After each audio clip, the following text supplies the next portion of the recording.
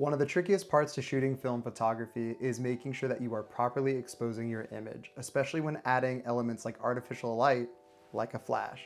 Let's get into it. How you doing, everyone? I'm Victor, and today's topic is a continuation from my last video in where I taught you all how to use flash with almost any film camera. So if you haven't seen that video, go ahead and click right here because I think it's a really fun topic and it's a great way to level up your skills as a photographer. Now, as promised, I am going to talk about how to meter light properly when using a flash, but first, I want to talk about built-in flashes. And if you want to skip this portion of the video, I totally get it. Go ahead and click to this timestamp right here to get into the meat and potatoes of the video. So when you take a look at most point and shoot cameras, you'll notice that they have a built-in flash. And these built-in flashes are what give us that iconic disposable camera look that we all love.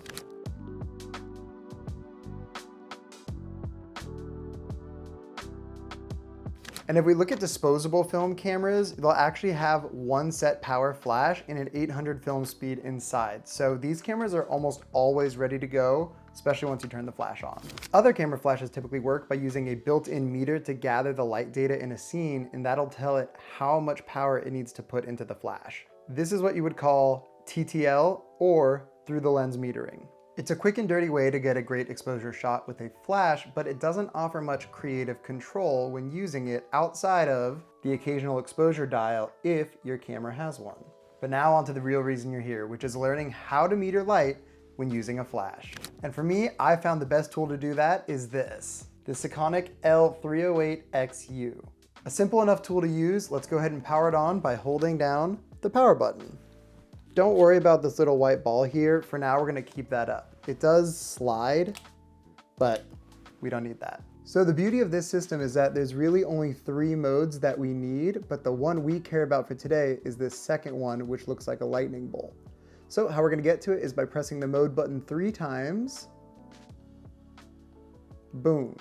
So now that we're in the flash mode, it's really important here to mimic our camera settings on the light meter to make sure we get the most accurate readout. So the first thing we're gonna do is change our ISO. Now, you'll see our ISO reading right up here. I'm gonna hold this button down, and with the directional keys, I'm gonna tap up until I get to 400 to match my camera's film speed. With that out of the way, we can now move on to using our camera. So this is really interesting because a lot of film cameras will actually tell you what shutter speed they sync up with your flash on. And that is typically indicated by this red button right here. So for right now, this Nikon FM2 syncs with my flash at approximately 1/250th shutter speed.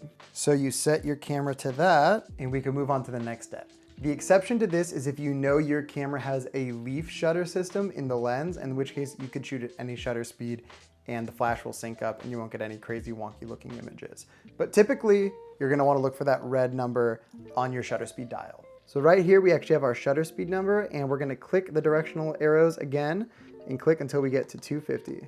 That has our sequence locked in. So we have our film speed, which our shutter will sync with the flash, and we have our ISO set. This may all sound like a lot of information, but I promise you it's not once you break it down into the steps. It actually goes very quick and you'll be done within seconds. But the last thing we wanna do is, so see that little square around our lightning bolt? You're gonna hit this top button right here, and that is gonna make that square blink, just like that.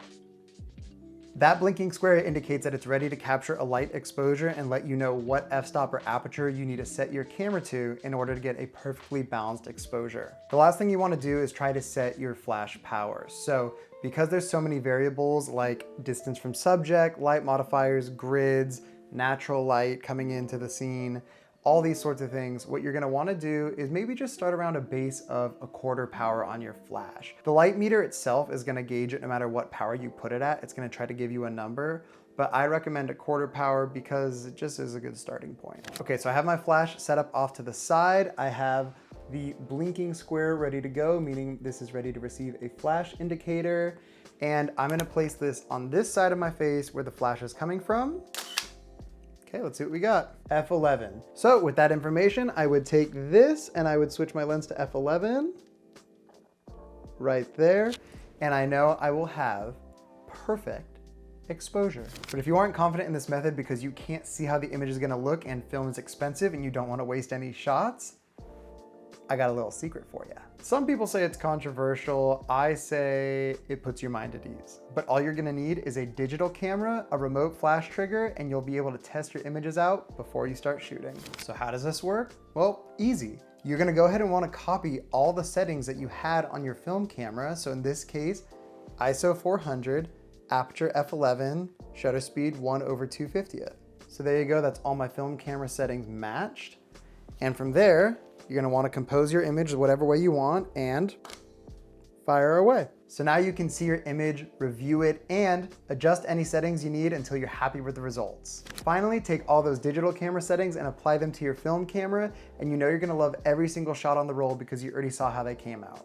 Plus, if you change your lighting setup, you can do the same thing. Go back and forth, play around with it. That way every shot comes out the way you want. So I hope this helps some of you who are venturing into this crazy world of film photography, whether you be more beginner or more advanced. I just find that there's so many fun things to learn and a myriad of ways of getting the same results. But in the end, it's important to just have fun with it. If you found this video helpful or you just want to support the channel, I would appreciate a like on the video, and please feel free to subscribe if you want to keep hearing me talk about cameras and all things around it. And I'd also love to hear your thoughts on metering for light.